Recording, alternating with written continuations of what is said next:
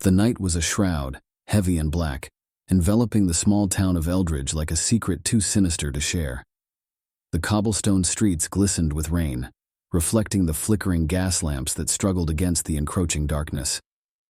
Eldridge was a town steeped in folklore, rich with tales that twisted into the minds of its inhabitants like ivy around an ancient oak.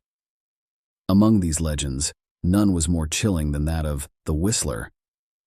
They said he roamed the streets under the cover of night, a figure cloaked in shadows, his presence heralded by the haunting melody of a whistle, soft and eerie, like a lullaby sung to the lost.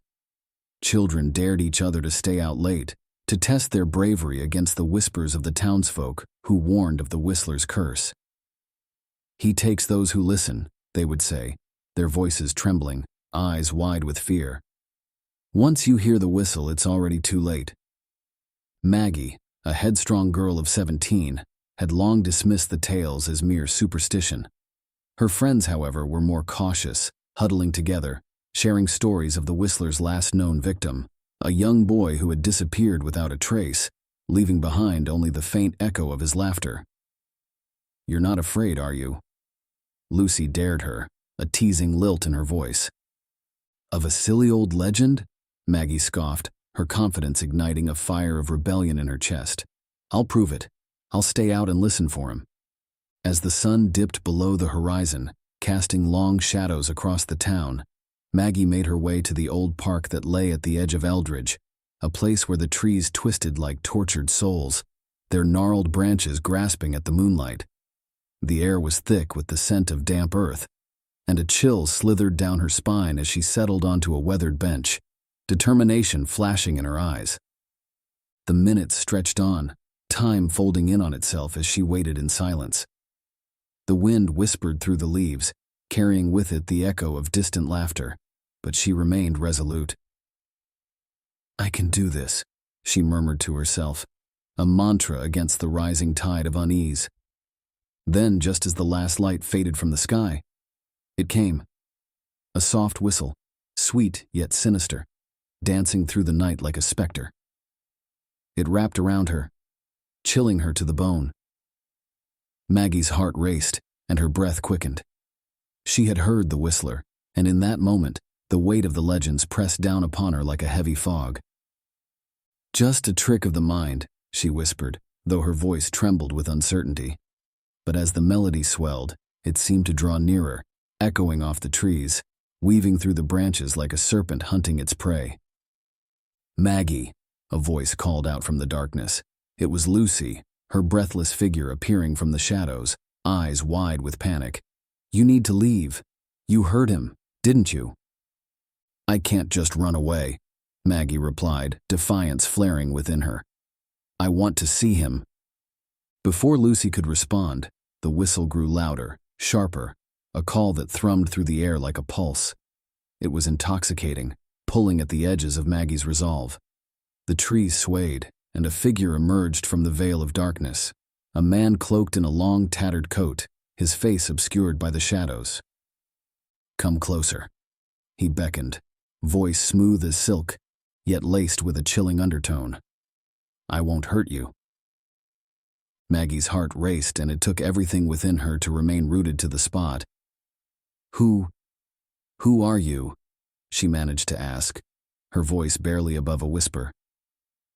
"The Whistler," he replied, a smile creeping across his face, revealing teeth that glimmered like polished bone. "And you've come to listen." Maggie felt a strange compulsion pulling her forward, the whistle weaving around her like a spell. Behind her, Lucy's protests faded into the background, a distant echo swallowed by the dark. The figure stepped closer, and she could see the sharp angles of his face, the deep-set eyes that seemed to glimmer with an otherworldly light. "Why do you do this?" she asked, a mixture of fear and fascination flooding her senses. "Why do you take people away?" "Take?"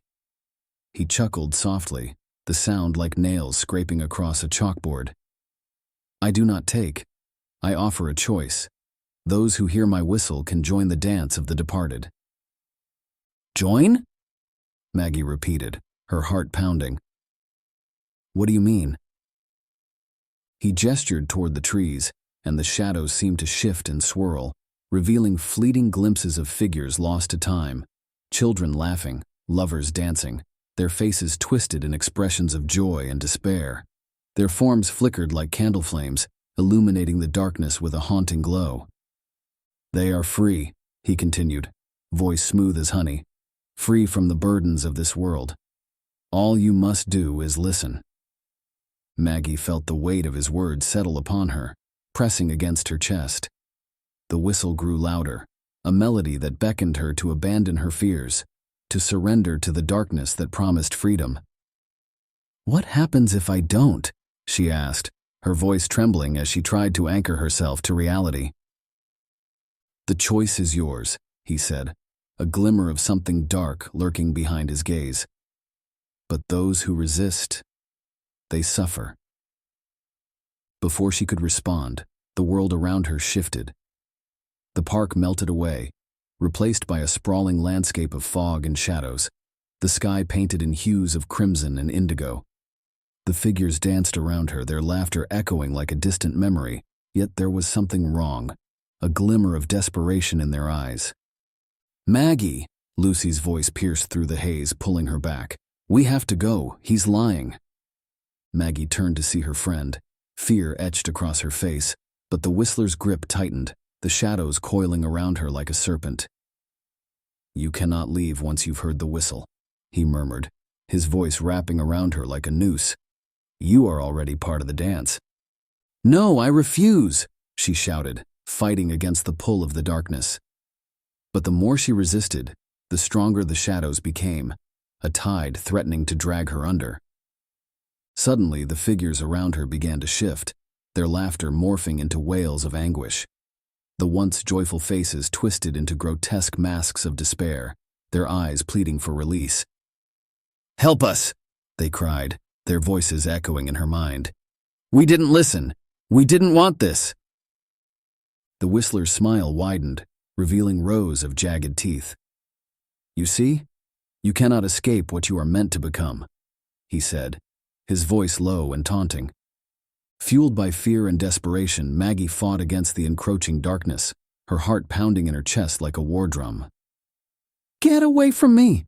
she screamed, attempting to break free of the shadows that threatened to consume her. But the Whistler only laughed, a chilling sound that echoed through the mist. "You cannot fight your fate, my dear."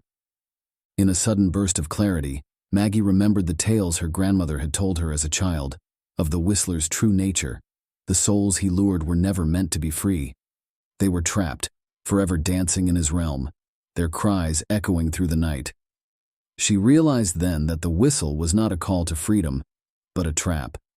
A beautiful deception that promised liberation, but delivered only despair. "Lucy!" she cried, reaching for her friend who was still struggling against the shadows. "We have to fight. We can't let him take us." Lucy's eyes widened, understanding dawning as she found her footing. "Together!" she shouted, and they clasped hands, a lifeline amidst the chaos. Drawing upon their shared strength, they turned to face the Whistler, their voices rising in unison. "We will not listen," they declared, the words resonating with power.